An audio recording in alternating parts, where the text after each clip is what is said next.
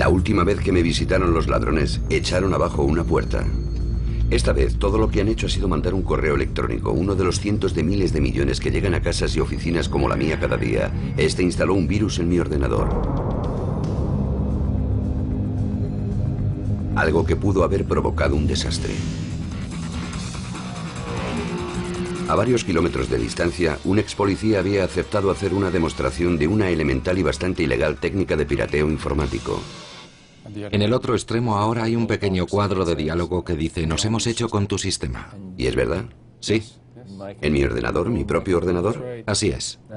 Entonces, si fueras un mal chico, ¿qué harías? Me metería y echaría una ojeada a lo que tienes en tus archivos. ¿De verdad? Desde luego. Rani Hamel trabaja para la empresa financiera KPMG y se introduce en los servidores informáticos de sus clientes para demostrar su vulnerabilidad. Una tarea tristemente fácil. Mira esto. Ahí está. Este documento es tuyo. Y yo puedo modificarlo. Lo que he instalado es, en esencia, algo que me permite controlar tu ratón y tu teclado. ¿Ves ese punto rojo que hay ahí? Sí. Vale. Pues es el que mueve el cursor sobre tu pantalla justamente ahora.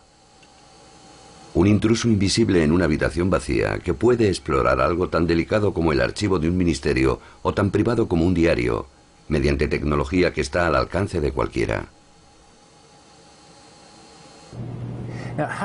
Pero, ¿es muy sofisticado el software o lo que sea que manejas?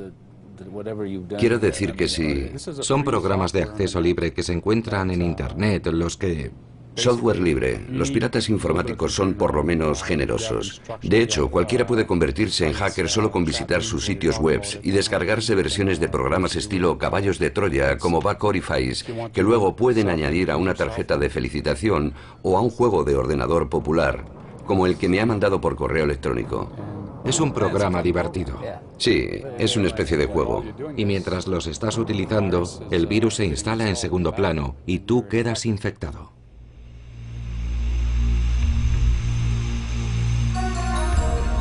El pirateo informático puede parecer y puede sonar como una simple travesura, pero para Daniel Silberg, la intrusión de un pirata informático puede tener el impacto psicológico de una agresión física. Yo estaba haciendo un trabajo para la universidad, una especie de tesina sobre las mujeres en Internet, así que me serví una copa de vino y me senté ante el ordenador y estaba haciendo simplemente una pequeña investigación, navegando por la red por algunos sitios para obtener información. En esa navegación estaban incluidos algunos sitios porno, los más controvertidos, así como populares destinos de Internet.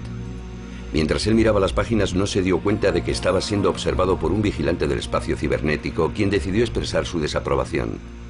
Sobre la pantalla empezaron a escribirse por sí solas unas palabras. Decían: veo lo que estás haciendo.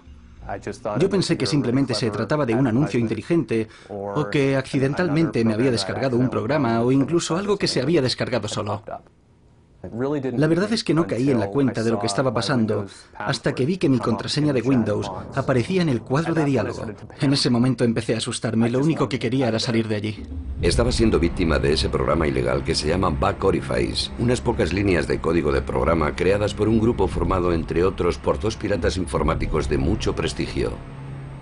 Y de hecho tienes más control sobre la máquina que la persona que está situada frente al teclado, porque tienes más capacidad de maniobra, más poder con las herramientas que te proporciona Backorifice que con el escritorio de Windows 98. Tal poder que el ordenador de Daniel Silberg le habla. Este es un mensaje auténtico que ha quedado en su sistema. Buenos días, soy un pirata informático amistoso y vivo en Australia. No te cagues por la pata abajo por lo que puedo poner en tu ordenador o por oír archivos de sonido como este. No tienes por qué preocuparte, no voy a hacer nada malo. Pero mejor sé un buen chico o una buena chica y no te dediques a mirar fotos obscenas, porque si lo haces yo sabré que lo estás haciendo y también podré verlo. Y me haré con tu ordenador otra vez. Que tengas un buen día, adiós. En ese momento tenía un antivirus. Tenía el antivirus Norton instalado, pero él lo inutilizó. Y fue lo bastante amable como para decirme: he inutilizado el antivirus Norton.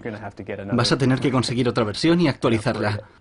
En cierto sentido, me estaba echando una bronca por no tener los programas actualizados. No suelo ser muy diligente en eso de mantener actualizados los cortafuegos y los programas de seguridad. Y la gente se siente muy tranquila y segura cuando está conectada a la red. A mí aquello me dejó absolutamente estupefacto. Mire, Internet se creó con la idea de que todos íbamos a ser buenos chicos. Y todos los parámetros, los protocolos, dan por sentado que en principio nadie va a mentir, ni a engañar, ni a robar. Una abogada llamada Mary Frank creó este sitio web después de que alguien robara su identidad. Un delito que ahora afecta a más de 500.000 de norteamericanos cada año. Recibí una llamada de un banco del que jamás había oído hablar. Me dijeron, ¿es usted Mary Frank? Yo contesté que sí. Y la mujer que estaba al otro lado del teléfono dijo, llamo del Banco de Nueva York en Delaware y queremos saber por qué usted no ha pagado los 7.000 euros que debe. Y yo le dije, se habrá equivocado de nombre y de número de teléfono, no sé quién es usted. Y la mujer añadió, ¿es tal su número de la Seguridad Social y tal su fecha de nacimiento? Y entonces empecé a preocuparme y dije, ¿qué intenta usted averiguar? Y dijo ella, bueno, estoy mirando su historial de crédito, su solvencia financiera.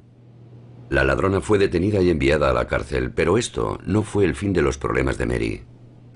Supe que consiguieron 35.000 euros usurpando mi nombre. También se compraron un Mustang rojo descapotable. Y además habían conseguido tarjetas de crédito con las que compraban de todo. Y a mí me demandó la empresa de automóviles. Es difícil imaginar que alguien pudiera prever lo fácil que iba a ser acceder a un ordenador o cómo una vez dentro iba a ser posible alcanzar, tocar virtualmente cualquier cosa que hubiera en el mundo. Por supuesto, la otra cara de la moneda es que cualquier persona de cualquier parte del mundo puede meterse en tu vida a través de un ordenador que tiene decenas de miles de puntos de acceso abiertos, que es una máquina conectada a cientos de millones de otras máquinas, o como cuando dejamos el ordenador en funcionamiento, como cada vez estamos más inclinados a hacer, estamos incrementando nuestra exposición a un fisgoneo de dimensiones mundiales. En la aldea global, la intimidad personal se ha convertido en la intimidad propia de una aldea medieval, en la que todo el mundo tiene la posibilidad de saber todo sobre todo el mundo. No es sorprendente que los expertos en seguridad informática estén teniendo una gran demanda actualmente.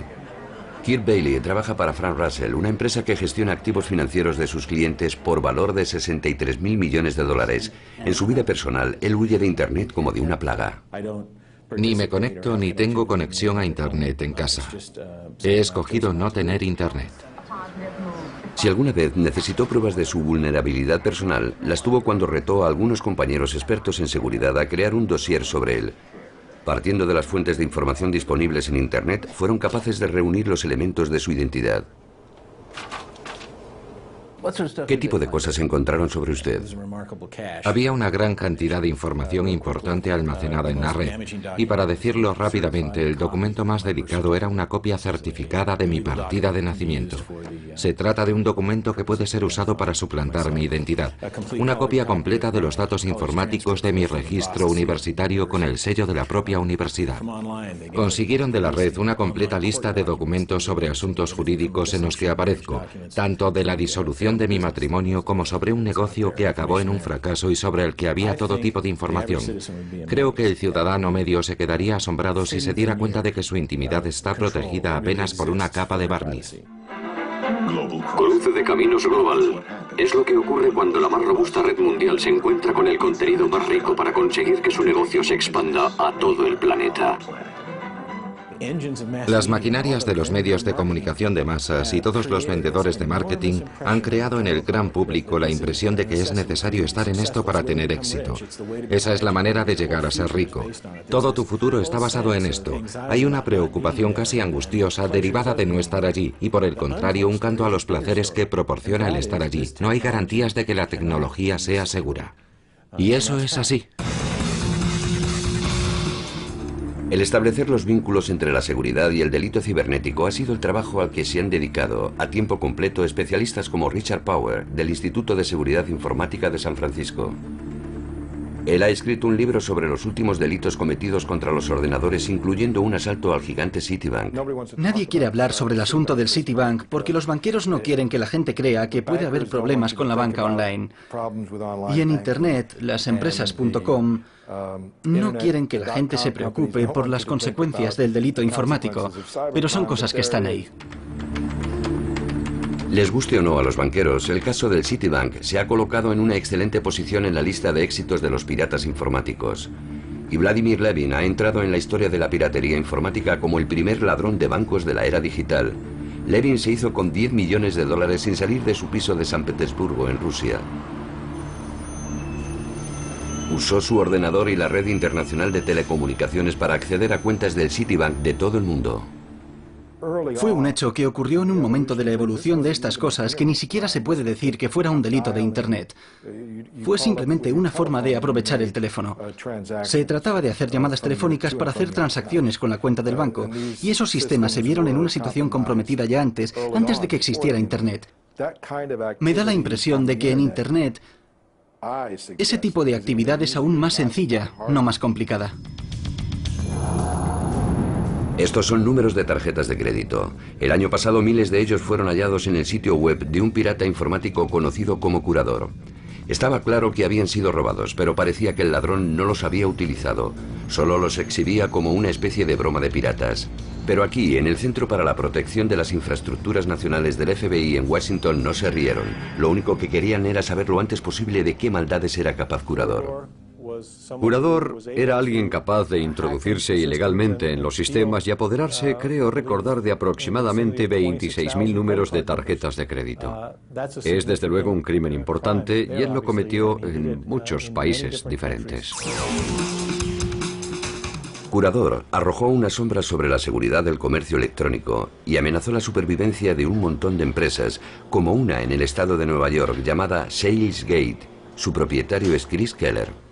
Mi primera reacción fue pensar, es ridículo, esto es imposible. Habíamos tomado ciertas medidas pensadas para evitar que ocurrieran este tipo de cosas. Pero ocurren. Hicimos una comprobación de los registros de nuestros servidores y nos dimos cuenta de que se había producido un incidente que nos había pasado desapercibido. Enseguida buscamos a través de la red a un individuo en concreto y con la ayuda de un grupo de seguridad de Canadá descubrimos uno de sus sitios web. Chris Davis fue el asesor de seguridad informática con un pasado de hacker que desde Ottawa, en Canadá, empezó a seguir la pista al chulito de Curador de manera independiente. Estaba muy orgulloso de lo que hacía. Entre los piratas informáticos su forma de actuar está considerada como una de esas cosas para las que no se necesita tener muchas habilidades. Lo consideramos algo casi pensado por un niño. Se trata solamente de descargar una aplicación de Internet y ejecutarla. La aplicación es la que se encarga de todo. Curador estaba fanfarroneando sobre lo que había conseguido ante cualquiera que quisiera escucharlo. Noticias de radio por Internet. Me llamo Brian. Una de las personas que estaba escuchando era Chris Davis, gracias a Internet. Curador dice que le gusta compararse a sí mismo con el carácter principal de la película El Santo. Digamos que son mis delirios de grandeza a pantalla completa. Es posible que varias fuerzas de seguridad de varios países le estén siguiendo la pista. No me preocupa nada. La policía no sería capaz de abrirse paso para escapar de una bolsa de papel. Pero Davis le localizó siguiendo la pista de las huellas electrónicas que había ido dejando por todo el mundo sin abandonar su terminal informático. Le pilló y se lo comunicó al FBI. Ese fanfarroneo fue lo que me enganchó. Yo solo quería decirle, vale, mira, la verdad es que no eres bueno, no eres tan bueno como tú crees que eres. Lo sé, lo supongo. Creo que tengo una idea bastante completa de cómo lo haces. Observando los registros, fui capaz de hacer un seguimiento a través del proveedor de servicios de Internet que el intruso estaba usando en el Reino Unido. El cuartel general del villano Curador resultó ser un dormitorio en una zona rural de Gales, repleto de ordenadores rotos y de libros sobre la nueva era, latas de refrescos y ceniceros. Y un aparato de televisión en el que 2 veces al día un aburrido adolescente satisfaría su adicción revisando una y otra vez la serie sobre espías de los años 60 llamada El Santo. Curador es Rafael Gray, un chaval de 18 años.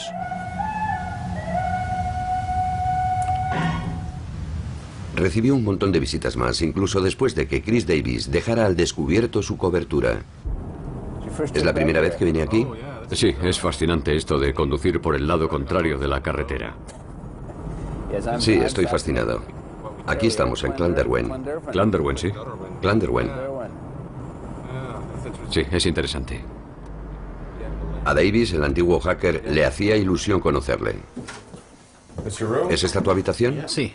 Es tremendamente amable si se tiene en cuenta que hace solo unas pocas semanas, cuando abrió la puerta, se encontró rodeado por un escuadrón de agentes de la policía y un agente del FBI. Digamos que había como unas 10 personas en esta habitación, estaba repleta. Entonces había incluso menos suelo libre del que hay ahora. Así que esto estaba abarrotado. 4 iban vestidos de paisano y había un tipo que llevaba una especie de abrigo gris. Tenía un aspecto desaliñado, iba sin afeitar. La verdad es que parecía afectado por el jet lag. Supongo que era del FBI, ¿no? Sí, más tarde me enteré. Al principio no lo reconoció, aseguró que era un agente de policía de Gales con un acento muy marcado. Cargaron con Curador hasta la cercana localidad de Tenby y le acusaron de haber cometido delitos informáticos. Su caso está actualmente en los tribunales. Rafael se ve a sí mismo como el típico hacker bueno. No se ve como un sinvergüenza, sino más bien como una molestia. Desde luego, creo que soy simplemente una persona que se mete en todo. Soy simplemente como ese vecino entrometido que se atiborra de esteroides. Son exploradores que viajan sin cansancio con la energía que les proporciona la cafeína, que se dedican a observar a través de las ventanas cibernéticas y a intentar saltarse las cerraduras informáticas porque están aburridos o simplemente porque pueden hacerlo. Produces un montón de adrenalina mientras intentas conseguir algo. A veces paso 2 días sin dormir, solo intentando hacer algo una y otra vez. Cuando finalmente lo consigues, el alivio que obtienes no solo proviene del hecho de que has conseguido llegar a donde querías, sino de que ahora puedes dormir.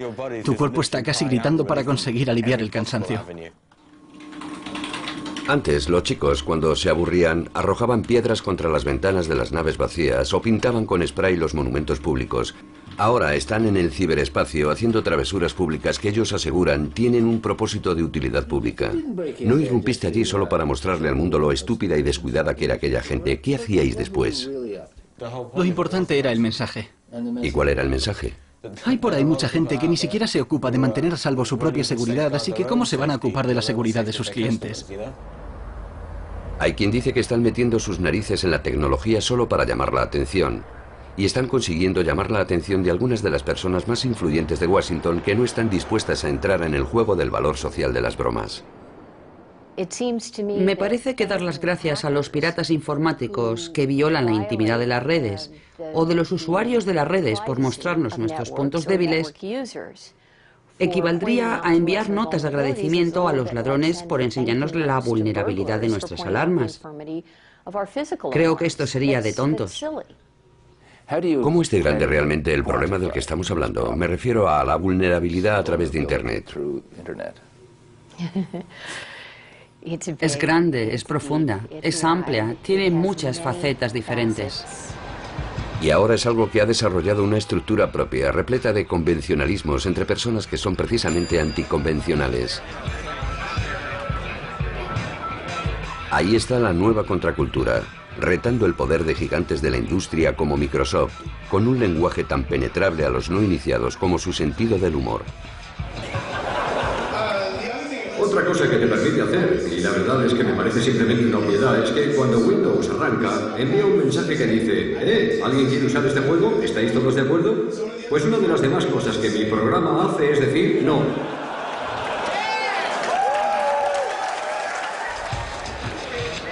¿Pero son realmente delincuentes? Sus intereses parecen estar evolucionando desde el hardware y los sofisticados códigos de los programas a tal vez otro tipo de códigos.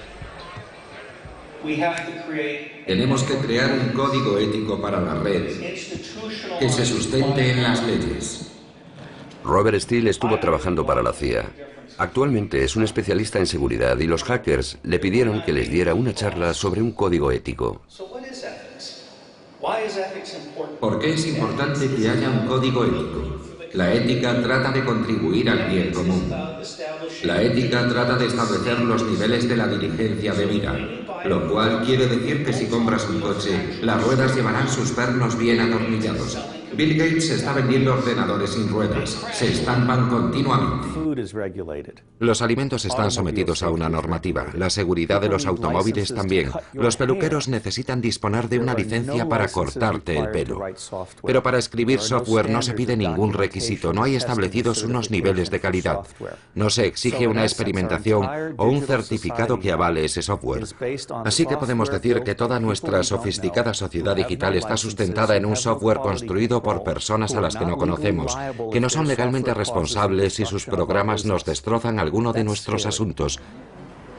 El jefe de seguridad de Microsoft no está de acuerdo. Howard Smith dice que, por lo general, el software necesita menos regulación que otras materias. Si yo compro un mechero, este tiene que llevar una pequeña marca en la base que indica que cuenta con el visto bueno de determinada institución que regula los estándares de calidad. Pero puedo comprar software, algo que va a controlar mi vida, y ahí no voy a encontrar certificado de calidad alguno. Así es. Y los programas informáticos se utilizan para cosas diferentes. Si estoy en casa y el software que tengo instalado se limita a juegos, el nivel de seguridad ha de ser muy diferente del que vamos a necesitar para gestionar una empresa u ocuparnos de asuntos económicos. Esos son los estándares que estamos buscando. Intentamos desarrollar ideas que nos ayuden a identificar los procesos principales de forma que podamos establecer qué niveles de calidad se requieren. Existe una cierta probabilidad de que el gobierno decida regular estas cosas. Hasta ahora se han limitado a decir, nos vamos a mantener al margen. Dejemos que sea el mercado el que se encargue de esto, siempre que no comprometa la seguridad nacional ni la estructura económica del país.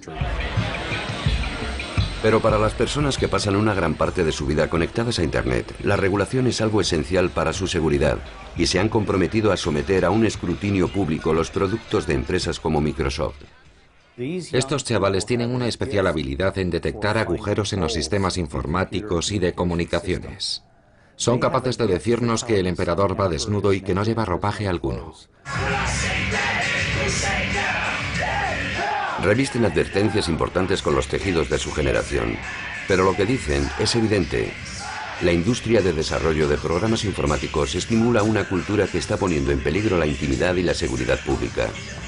Este grupo de piratas informáticos se denomina a sí mismo Secta de la Vaca Muerta. Ellos crearon el Back Orifice para ilustrar esta cuestión.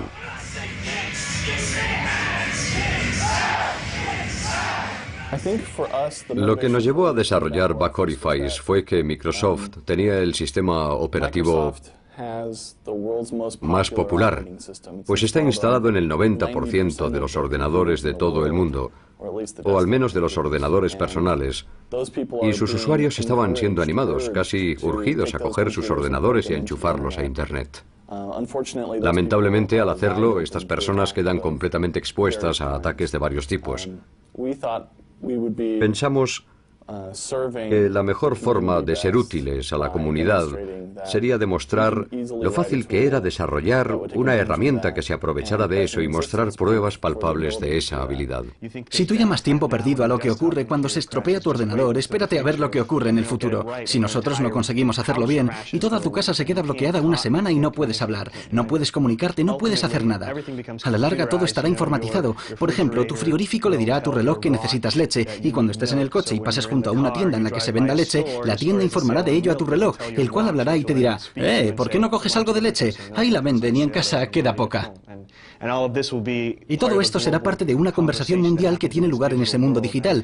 Y esta es otra de las razones por las que me preocupa mucho, que consigamos estar seguros de que estamos haciendo las cosas bien en lo que se refiere a seguridad. Incluso Microsoft está de acuerdo, al menos en una cosa. El problema estriba en la obsesión pública por la comodidad, que hace que la seguridad sea más difícil. Steven Lipner es un experimentado analista de seguridad de la empresa.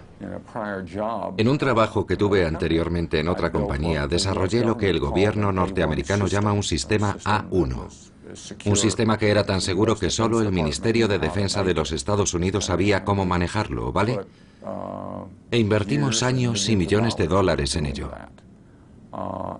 Y luego, al finalizar el proceso de desarrollo, tomé la decisión de cancelarlo, porque nadie quería comprarlo, ¿vale? ¿Cuál es la moraleja de esta historia?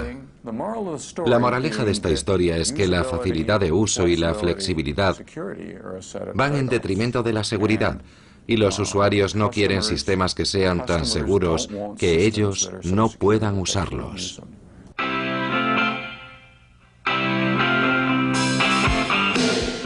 Gracias a todo esto, un ordenador se ha convertido en algo absolutamente fácil de usar. Un anuncio de Microsoft celebra la virtud de la simplicidad. Desgraciadamente, no todos los usuarios son tan virtuosos como Microsoft desearía. Y el año pasado, cuando la policía tenía ya cercados a los estudiantes filipinos sospechosos de haber creado el virus I Love You, se dieron cuenta de que no había ninguna ley que permitiera que fueran detenidos. Tanto los parlamentarios británicos como el Pentágono, la Casa Blanca y el FBI han tenido que responder a las noticias sobre el virus I Love You. Bueno, déjenme decir antes que nada que nosotros no amamos al virus del amor. Se estima que el virus afectó a 45 millones de ordenadores y costó cientos de miles de millones de dólares. Llegó a ser una epidemia a causa de una de las debilidades que tiene otro producto de Microsoft. Damos por sentado que debes tener cuidado cuando recibes un archivo adjunto. Pensar de dónde viene. Pensar, corro un riesgo si hago clic en esto. ¿Vale la pena abrir esta hoja de cálculo si ello va a hacer saltar mi ordenador? Me explico. Si vas en tu coche y todos los días se te cala y no hay manera de evitarlo, supongo que te enfadarías mucho y te irritarías con el fabricante de automóviles que no es capaz de poner los mecanismos para evitar que eso suceda. Y así es como estamos siendo testigos del surgimiento de una poderosa actividad. Los piratas informáticos se dedican a descubrir las debilidades de los sistemas comerciales, debilidades que descubren con una desconcertante facilidad y a menudo ilustran con travesuras cibernéticas. Y los fabricantes de software intentan mantenerse al mismo ritmo que los hackers y sus descubrimientos, y desarrollan soluciones que reveladoramente llaman parches para que sus usuarios los instalen con facilidad. Tenemos algunas vulnerabilidades y estamos haciendo progresos en ese sentido a través de nuestros procesos de desarrollo, mediante algunas de las herramientas que utilizamos durante ese desarrollo. Pero para un vendedor, lo importante cuando las vulnerabilidades quedan al descubierto es cómo reaccionar, y nosotros no las ocultamos. No intentamos negar que existan, reconocemos que es así, y lo solucionamos lo más rápido que podemos. ¿Pero se acuerdan ustedes de Curador? Él se hizo con todos esos números de tarjetas de crédito gracias a un agujero existente en uno de los populares programas de Microsoft. Microsoft sabía que este problema existía y llegó a poner un aviso en su sitio web ofreciendo un parche para arreglarlo. Una de las víctimas, Chris Keller, dice que el parche no era lo suficientemente bueno. Me da la impresión de que Microsoft no hizo un trabajo suficientemente bueno a la hora de avisar a sus usuarios de que había un fallo. Aseguraron que estaban intentando arreglarlo, pero creo que no hicieron lo suficiente a raíz de la intrusión del hacker para poner sobre aviso a las grandes compañías de lo que estaba ocurriendo. Ustedes crean parches, pero las personas normales no se enteran de que existen y claro está, no los instalan. Eso es algo que nos preocupa mucho y la verdad es que me da mucha rabia que alguien resulte perjudicado por una vulnerabilidad para la que nosotros ya hemos encontrado una solución. Esto ilustra el problema. Estos son sitios web asaltados por piratas informáticos en solo 2 semanas el pasado mes de noviembre, cuando la propia Microsoft hizo la lista. Un hacker holandés llamado Dimitri burló al gigante del software en su propio sitio web, y aunque él quiera ahora mantenerse en segundo plano, ha permitido que un intermediario nos explique cómo irrumpió en los servidores de Microsoft. Lo hizo aprovechándose de un fallo del sistema, un fallo para el que la empresa ya había ideado un parche, pero que no se sabe por qué olvidó utilizarlo en sus propios ordenadores. Jerry Mansour, el amigo de Dimitri, nos explicó cómo el mismo hacker avisó a Microsoft de la existencia de este problema después de efectuar su primera intrusión. Cuando vio que ellos no ponían remedio a la situación, decidió darles una lección. Cuando se introdujo en el primer servidor, se lo dijo a Microsoft. Y pasadas varias semanas se dio cuenta de que había otro servidor al que podía acceder libremente. Y eso es algo raro, porque lo normal es que si ves que alguien ha accedido a tus ordenadores, te dediques a ocuparte de tu seguridad. Microsoft no lo hizo. Y una semana después, él volvió a introducirse en sus servidores nuevamente. Jerry asegura que se abrieron paso hacia los servidores a través del más moderno paquete de software de Microsoft, el sistema operativo Windows 2000, un sistema diseñado con un énfasis en la seguridad sin precedentes. La seguridad fue el argumento que proporcionó un éxito clamoroso a este producto. Si se descubría una vulnerabilidad en la seguridad del producto, el equipo de desarrollo pararía su lanzamiento o lo retrasaría hasta que lo hubieran resuelto. Richard Powell, del Instituto de Seguridad Informática, se muestra bastante escéptico en relación con la tesis del éxito clamoroso de la seguridad. Mi pregunta es, ¿podemos estar tranquilos tras oír las garantías que ellos están dando ahora? Bueno, esa es una pregunta envenenada. Ya sabe que el sistema operativo Windows NT apareció hace unos años. Se anunció como un sistema operativo seguro. Y los hackers se cebaron en él y enseguida recogieron los frutos, y ahora se sabe que el sistema operativo Windows NT tiene cientos de vulnerabilidades. Incluso los hackers hacen bromas entre ellos con el tema. Dicen que NT son las siglas de buen intento. Como si Microsoft no hubiera sufrido ya suficiente gracias a Dimitri, el mismo Jerry Mansour lanzó un ataque contra varias de las grandes empresas financieras de Norteamérica que trabajan a través de Internet, incluidas la bolsa de valores Nasdaq y las empresas .com, CBS Market Watch y Big Charts. Podía haber causado daños graves como alterar los precios, pero lo que pretendía era mostrar la facilidad con la que se podía acceder. Tardé solo 5 minutos en introducirme en esos sitios. ¿Y cómo consiguió hacerlo? Lo hice gracias a un error de Microsoft NT, de Windows 2000. Escribió a las empresas que habían sido sus objetivos hablándoles de los daños que les podía acarrear el agujero que había en sus sistemas. Dediqué 20 minutos a enviar correos a todas las empresas explicándoles lo que había hecho y cómo ellos podían evitar que volviera a ocurrir.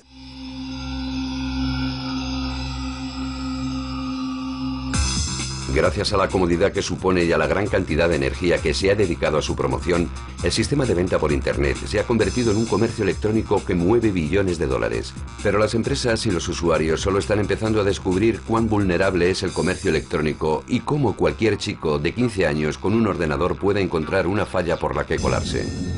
Eso es justamente lo que ocurrió el invierno pasado, cuando un chaval de 15 años que vive en Montreal y se llama a sí mismo el niño mafioso, lanzó el peor de los ataques informáticos. El sitio web del gigante eBay ha quedado fuera de juego. Luego le ha ocurrido lo mismo a Buy.com y a Amazon. Utilizando las más sencillas herramientas de pirateo informático, controló un ejército de ordenadores, los puso a atacar a otros mediante el envío de millones de correos electrónicos que provocaron que los sistemas se vinieran abajo.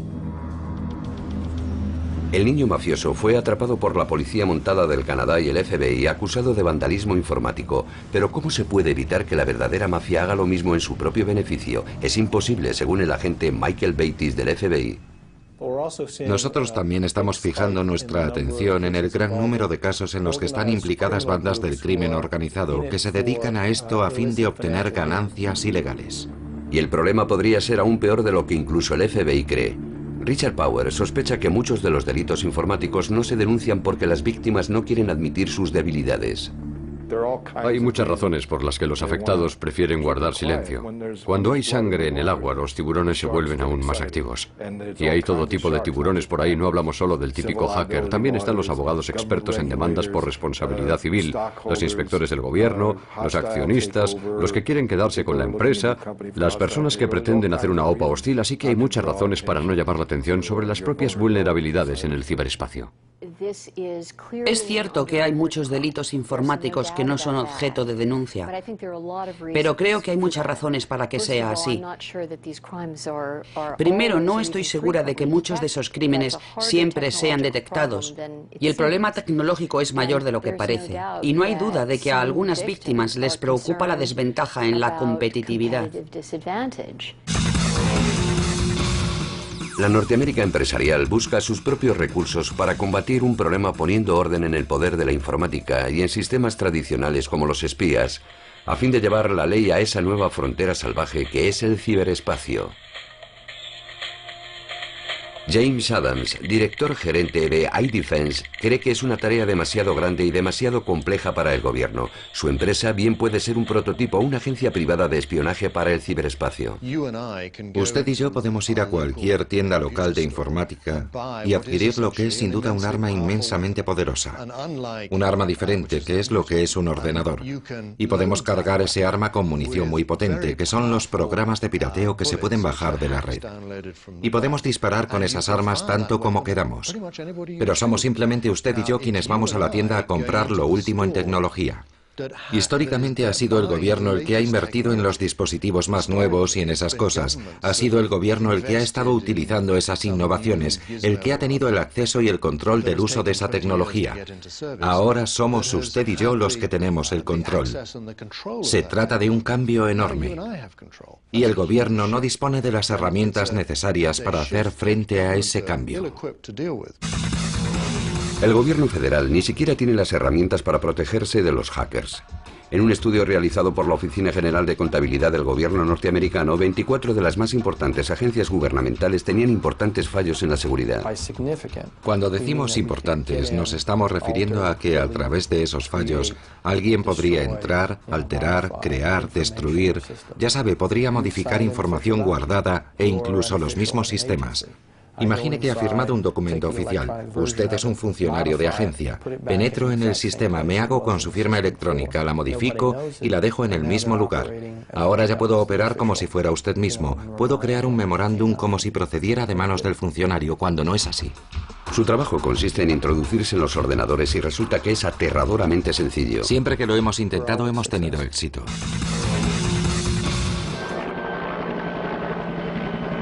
Incluso el ejército norteamericano se siente inseguro y está haciendo ajustes para enfrentarse a los nuevos retos de la seguridad.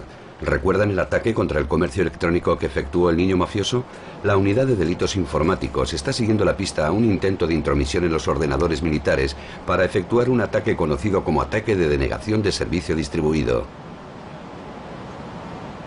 El agente especial James Smith explica cómo un hacker no identificado planeaba lanzar su ataque masivo por medio de unos fácilmente disponibles programas conocidos como caballos de Troya. Para el hacker es muy fácil instalarlo. El trabajo consiste en tareas que se hacen de manera automática. Él puede hacer un escaneo para detectar vulnerabilidades con el fin de encontrar ordenadores en los que pueda instalar su troyano.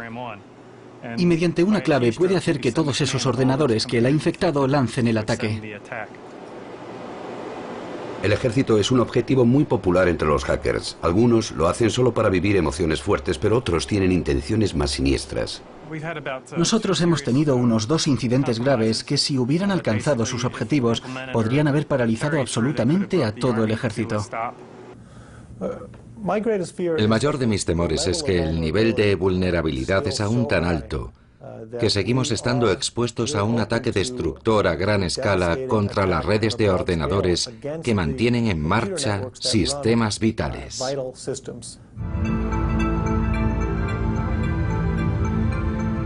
La Estación Espacial Internacional.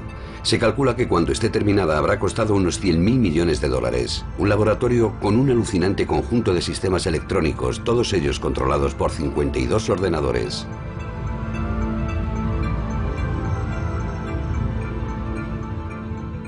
Casi 500 kilómetros más abajo, en una tranquila zona residencial de Miami, un pirata informático de 16 años pensaba que sería estupendo descargar archivos de la NASA, como por ejemplo el software que controla el entorno medioambiental a bordo de la estación espacial. Dado que es un menor, vamos a mantener oculta su identidad. Su nombre como hacker es Camarada. También se introdujo en los ordenadores de un departamento que tiene como misión hacer un seguimiento de las amenazas graves contra la seguridad. Sientes el poder que tienes en la punta de los dedos. Puedes controlar todos esos ordenadores del gobierno, del ejército, de grandes empresas y eso es poder. Es como una pastilla de poder.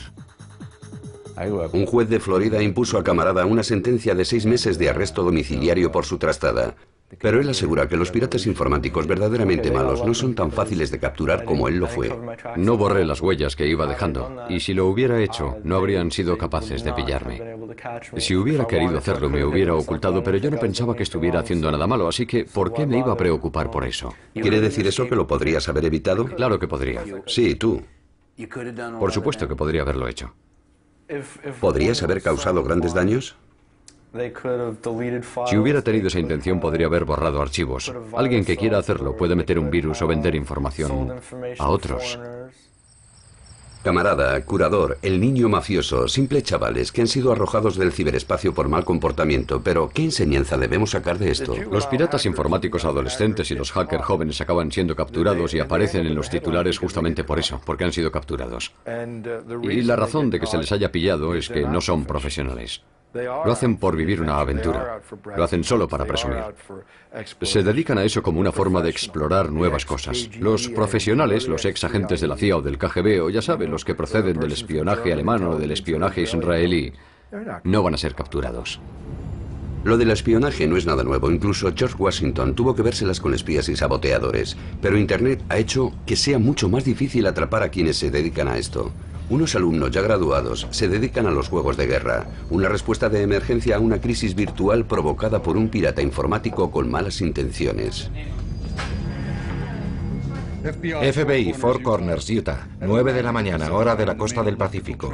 Los principales transformadores eléctricos de las 4 plantas generadoras han sufrido fallos catastróficos. El índice Nikkei ha experimentado una fuerte caída a la apertura de las transacciones en la mañana del día 26, provocando... En esta situación imaginaria, unos terroristas informáticos han lanzado un ataque internacional entre cuyos objetivos están ciertas instalaciones norteamericanas como las centrales generadoras de energía eléctrica. Muchos de los que participan tienen altos cargos en la administración o en las Fuerzas Armadas. El líder del grupo es Jim Christie, un especialista en información militar del Departamento de Defensa. Por ahora solo se trata de un juego, pero los motivos son reales. Montamos esta situación con generales, almirantes y directores gerentes de las grandes empresas. Todo el mundo tiene una visión del mundo desde su propia perspectiva, así que tuvimos un montón de puntos de vista diferentes. Los militares querían que hubiera acción, querían contraatacar, pero no sabían cómo hacerlo. Y los altos cargos del gobierno también querían hacer algo, pero no estaban seguros de qué hacer o de quién tenía que hacerlo. Y a su vez, los chicos del sector privado decían una y otra vez, son nuestras infraestructuras, no queremos que el gobierno tenga nada que ver. Es mi infraestructura la que está siendo atacada. No queremos que el gobierno federal se meta en esto. Nosotros nos encargaremos de este asunto, nosotros lo manejaremos. Es cosa nuestra.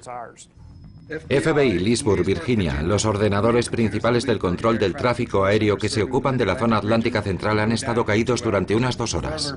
Las consecuencias de un ataque serio contra la web son, en este caso, tan solo proyecciones, pero basadas en cálculos reales efectuados por los militares utilizando servicios verdaderos que son vitales para Estados Unidos. Como el Pentágono demostró en un ejercicio que montó no hace mucho tiempo, es posible y fácil, la verdad, asaltar informáticamente las redes de suministro eléctrico de las 12 ciudades más grandes de los Estados Unidos, así como el sistema de emergencia del teléfono 911 y cargárselos con un simple clic. El director del FBI ha informado al presidente de que las centralitas de Manhattan y la cámara de compensación han sido inutilizadas por bombas de impulsos eléctricos. Creo que todas y cada una de estas situaciones se pueden producir en la realidad. Una nueva generación de norteamericanos se prepara para representar los papeles principales en un nuevo tipo de conflicto en el que el enemigo es tan solo un fantasma, tal vez un adolescente huraño, tal vez un terrorista. Porque tal vez nunca puedas demostrar quién es. Están los vándalos, está el crimen organizado, está el espionaje económico. Están los 30 países que tienen unos muy agresivos programas de guerra informática ofensiva. India es un nuevo jugador en este partido. Y China. Ellos mismos han reconocido que no pueden equipararse a los Estados Unidos de la manera convencional. Nunca serán capaces de superar a los Estados Unidos en transportes blindados, tanques, misiles, cañones y cosas así, pero ellos pueden hacerlo bien en lo que se refiere a la guerra basada en la tecnología informática porque saben lo vulnerables que son los Estados Unidos y lo que ellos pueden hacer utilizando los mecanismos más adecuados. Y esto posiblemente haría que el terrorismo, como los ataques suicidas contra el USS Cole del pasado mes de octubre en Yemen, fuesen menos arriesgados para los terroristas mismos. Los países y las organizaciones terroristas tradicionales aún no han adoptado de verdad estas teorías. Dado que su liderazgo no se ha alimentado de esta nueva tecnología, ellos seguirán haciendo explotar cosas con C4. Cuando la nueva generación de líderes de las organizaciones terroristas y de ciertos países estén en disposición de poder actuar sobre cosas tangibles, creo que nos daremos cuenta de que es posible que nos vaya a ocurrir a nosotros. Jim Christie cree que es inevitable. Lo es. Quiero decir que el anonimato es una ventaja en este proceso. No tienes que sacrificarte como hicieron en Yemen. No tienes que sacrificar la vida de 2 personas. Puedes hacerlo a distancia y tal vez hacer lo mismo, hacer que tenga los mismos efectos. Y ahora esto se hace más real. A las 18 horas, un asesor de seguridad nacional comunicó a la CIA y al FBI que el presidente quería que aumentaran su grado de cooperación para responder a la creciente crisis nacional e internacional. Han sido detectados esfuerzos por penetrar en los sistemas informáticos y de control de las infraestructuras de Japón. Es el tipo de acto terrorista del que se alimentan las pesadillas de los expertos en seguridad. En 1995 aún era pronto para vincular un acto terrorista, como los ataques con gas sarín en el metro de Tokio efectuados por los miembros de una secta, a la guerra basada en la tecnología informática. Pero ahora esta conexión es evidente. Pusieron mucho interés en intentar introducirse en las empresas japonesas y en otras instituciones de todo el mundo para hacerse con tecnología. Querían tecnología láser, por ejemplo, porque querían construir sus propias armas láser. Y de hecho lo consiguieron. Reclutaron a ingenieros de sistemas, a científicos y a jóvenes brillantes que tenían las habilidades que ellos querían. La secta llevaba el nombre de Aum Shinrikyo. Era una sofisticada secta apocalíptica con un responsable de inteligencia dedicado a robar secretos de alta tecnología de empresas y centros de investigación norteamericanos y japoneses. Y resulta que una organización controlada por la secta Aum fue la que se hizo con la licitación para desarrollar el software para los japoneses. Concretamente para 90 empresas gubernamentales japonesas, entre las que están incluidas instituciones como la policía y ciertos sectores del Ministerio de Defensa. Y un día, literalmente, tan solo un día antes de que se empezara a utilizar este software, alguien sumó 2 y 2 e hizo sonar las alarmas. Dijo, un momento. Fijaos en quiénes son los que han desarrollado este software. Un error así podría conducir al caos. Y como los juegos bélicos que monta Washington concluyen, hablar de caos conduce a hablar de ley marcial. Hasta que se producen los ataques cibernéticos, la ley marcial es muy útil para mantener a la gente fuera de las calles. El problema es que los atacantes van a estar en sus propios dormitorios provocando más ataques, así que no veo que la ley marcial vaya a tener mucha efectividad. No entiendo de qué manera la ley marcial va a contribuir a aumentar la seguridad informática. Si hay grupos de terroristas en el país, ¿quién sabe lo que pueden hacer? En un par de días puede que atenten contra unos trenes, puede que saboteen los suministros de agua, así que creo que es justo que se declare la ley marcial, que se paralice todo y que se trate el problema a fondo. Decís que vais a desmontar Internet. Desmontémoslo, dejemos a todo el mundo incomunicado. ¿Cree que van a poder volar los aviones? Estamos en guerra. No sabemos con quién estamos en guerra, pero estamos en guerra. Y vamos a utilizar todo lo que tengamos a nuestra disposición. Y vamos a... no sé. De lo que se trata es de que estamos redefiniendo la palabra guerra. Tecnología de la información, redefinición de la palabra guerra, prosperidad y paz. Tal vez incluso libertad, algo que trae consigo nuevas exigencias de control gubernamental. Nuestro deber es proteger las infraestructuras que están en peligro y la solución se compone fundamentalmente de 3 partes. Primeramente, el gobierno tiene que legislar las condiciones de la diligencia debida. El software tiene que cumplir ciertas normas de seguridad, de estabilidad, de fiabilidad y transparencia. En segundo lugar, el gobierno tiene que comprobar y certificar el software como un bien que afecta a los intereses de la comunidad. El software tiene que tener la garantía emitida por el gobierno de que alcanza las calidades requeridas.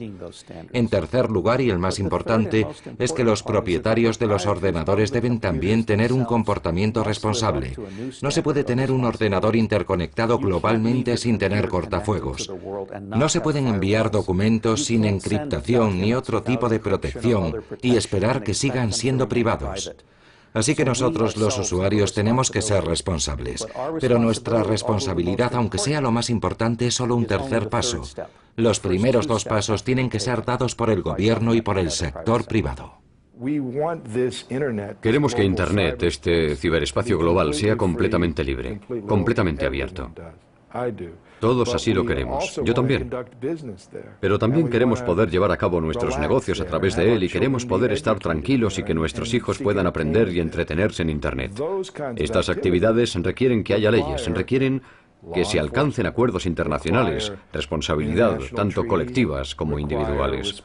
Así que tenemos un largo camino que recorrer antes que el ciberespacio sea un lugar tan seguro como, digamos, las carreteras. Y como todos sabemos muy bien, las carreteras tampoco son seguras. Estas infraestructuras, estos servicios que damos por hecho, son en esencia inseguros. Lo seguirán siendo hasta que la seguridad se ponga al nivel de la tecnología. La seguridad informática es muy cara. Cuesta mucho dinero y requiere del trabajo de muchas personas técnicamente preparadas. Y como ustedes saben, todos nosotros, tanto el gobierno como la industria, estamos compitiendo por contar con las mismas personas. Para el gobierno es difícil contratar al personal suficiente y garantizar la seguridad de las redes. Encontrar a personas que trabajen en la seguridad de las redes quizás no sea tan difícil como piensan los burócratas. El pasado julio en Las Vegas hubo 6.000 posibilidades en la 8ª convención anual de DEF CON, el principal evento en el calendario de cualquier pirata informático. Entre aquella multitud había cazatalentos de la industria y del gobierno, incluyendo la CIA. Es un lugar en el que se puede crear relaciones con otras personas, probar nuevas tecnologías y tantearse unos a otros. El año pasado, un grupo de Seattle llamado Piratas Informáticos del Gueto ganó la competición principal en Las Vegas. La estrella de este colectivo se llama a sí mismo César. Hay que tener cierto tipo de mentalidad para ser innovador todos los días. Para eso hace falta poseer una mentalidad contracultural. Por eso ahora se ven tantos comunicados de prensa de la industria de la seguridad que hablan de la política de las empresas con respecto a los piratas informáticos. Dicen cosas como, contratamos a piratas informáticos o nosotros no contratamos a piratas informáticos. Lo cierto es que todos lo hacen. Hace falta un poco de agua. También habrá que preparar café. El acontecimiento social más destacado de cada una de estas convenciones es una especie de extraña fiesta que organizan César y su gente. Solo se puede asistir con invitación. Unas 100 o quizá 200 personas acuden a nuestra fiesta. Son personas especiales porque son agentes del gobierno que tienen interés en averiguar lo que sabemos. También hay piratas informáticos de élite de todas partes del mundo que tienen interés en averiguar lo que el gobierno sabe. Nosotros proporcionamos un foro para que ellos se relacionen en privado y sin que eso afecte a su reputación, sin que ni el público ni ninguna otra cosa les molesten, y contribuimos a que ellos den soluciones creativas a algunos problemas realmente complicados. Como solo puede estar presente la élite, nos echaron rápidamente.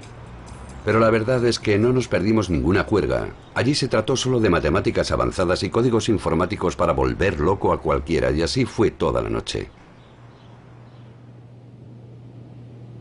Incluso cuando César nos volvió a dejar entrar y nos explicó lo que habían hecho, seguimos sin entender nada, aunque él nos asegurara que en aquellos jeroglíficos se escondían predicciones para el futuro.